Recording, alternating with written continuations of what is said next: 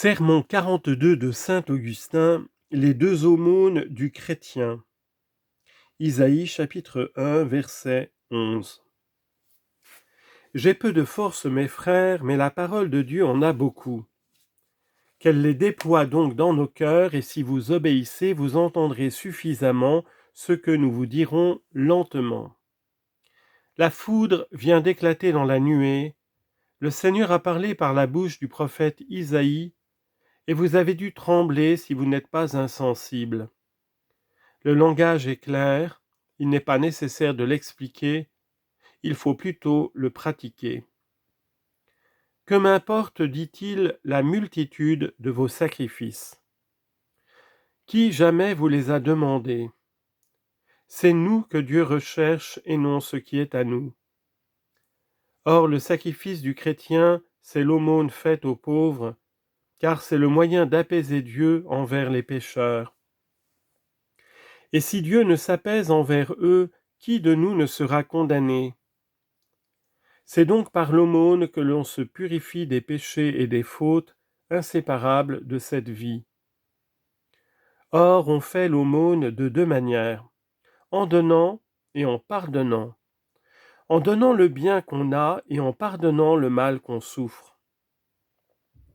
Le Seigneur notre bon Maître a présenté en peu de mots les divins enseignements à la terre afin de les rendre plus féconds et moins onéreux. Écoutez donc avec quelle précision il a parlé de ces deux sortes d'aumônes.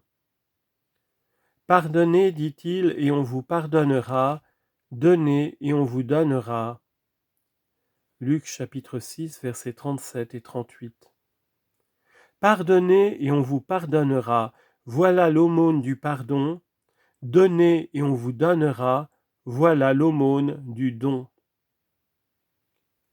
En faisant l'aumône du pardon, tu ne perds rien. Voilà un homme qui s'empresse d'implorer la clémence, et tu lui pardonnes. Qu'as-tu perdu? Tu rentres au contraire plus riche de charité. Quant à l'aumône que nous sommes obligés de faire en donnant aux pauvres, elle paraît plus difficile, car on se dépouille de ce que l'on a donné et de ce que l'on donnera. L'apôtre, cependant, nous rassure de ce côté. Selon les moyens de chacun, dit-il, non pour soulager les autres et pour vous surcharger. 2 Corinthiens 8, 12 et 13. Que chacun examine donc ce qu'il peut sans chercher à thésauriser sur la terre. Qu'il donne, car on ne perd pas ce que l'on donne. Que dis-je? Non seulement on ne perd pas ce que l'on donne, mais il y a véritablement que ce que l'on donne que l'on ne perde pas. Quant au reste, si tu le possèdes en abondance sans le donner, ou si tu le perds pendant ta vie ou il t'échappe à la mort. En effet, mes frères, à quoi ne nous porte pas la divine promesse? Pardonnez, dit-elle, et on vous pardonnera, donnez et l'on vous donnera.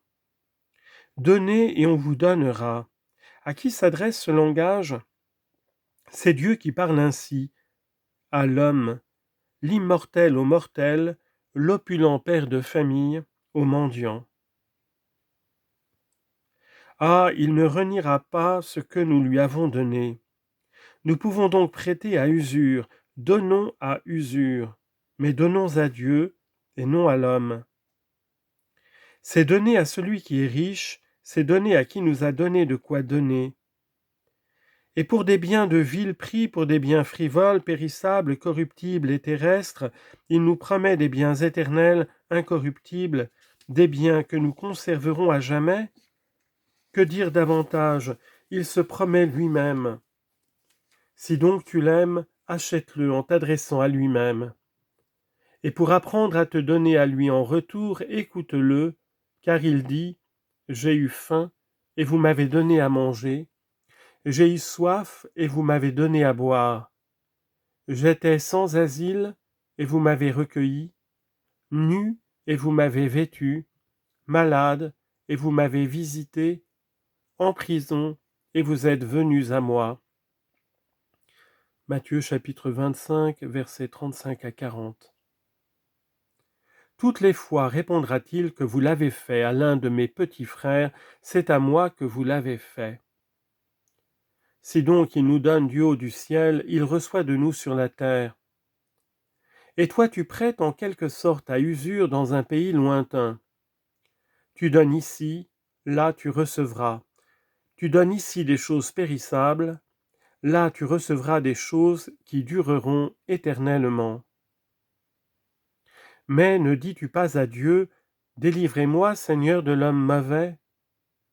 Nous venons en effet de chanter ces paroles, et je sais avec quel gémissement tu t'écries, « Délivrez-moi, Seigneur, de l'homme mauvais ». Quel est en effet le mortel qui n'a point à souffrir de quelque homme mauvais ? Si donc tu dis de tout ton cœur, « Délivrez-moi, Seigneur, de l'homme mauvais », regarde-toi premièrement toi-même avec toute l'attention possible. Quand tu as dit « Délivrez-moi, Seigneur, de l'homme mauvais », suppose que Dieu te demande « Duquel ?» Tu répondras « De Gaius, de Lucius, de je ne sais quel autre ennemi. » Mais, reprendra le Seigneur, tu ne me parles pas de toi ? Si je veux te délivrer de l'homme mauvais, il faut d'abord te délivrer de toi-même.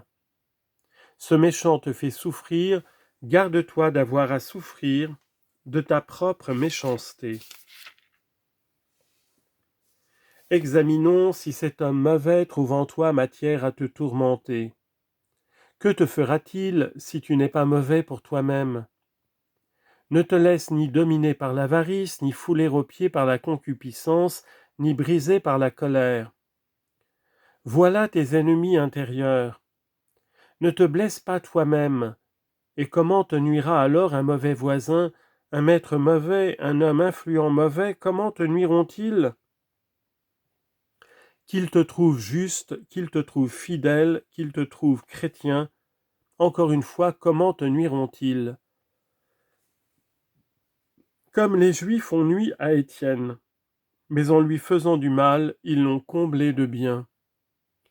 Ainsi, quand tu demandes à Dieu de te délivrer de l'homme mauvais, ne t'oublie pas, ne t'épargne pas, demande-lui de te délivrer de toi. Comment te délivrer de toi ? En effaçant tes péchés, en t'accordant des mérites, en te donnant la force de lutter contre tes convoitises, en t'inspirant la vertu, en répandant en ton âme l'onction céleste pour triompher de tout plaisir terrestre. En te faisant ces grâces, Dieu te délivre de toi-même, et au milieu des maux passagers de ce monde, tu attends avec confiance que le Seigneur vienne apporter les biens qui ne sauraient passer. C'est assez pour aujourd'hui. Vous remarquez assurément comment, après être arrivé si faible, je me suis fortifié en parlant. Ah, c'est que j'ai tant d'ardeur et tant de désir pour votre avancement. N'est-il pas vrai que l'ouvrier des champs sent moins le poids du travail lorsqu'il en espère des fruits ? Soyez donc mes fruits, afin que je sois avec vous, et que tous ensemble, nous soyons les fruits de Dieu.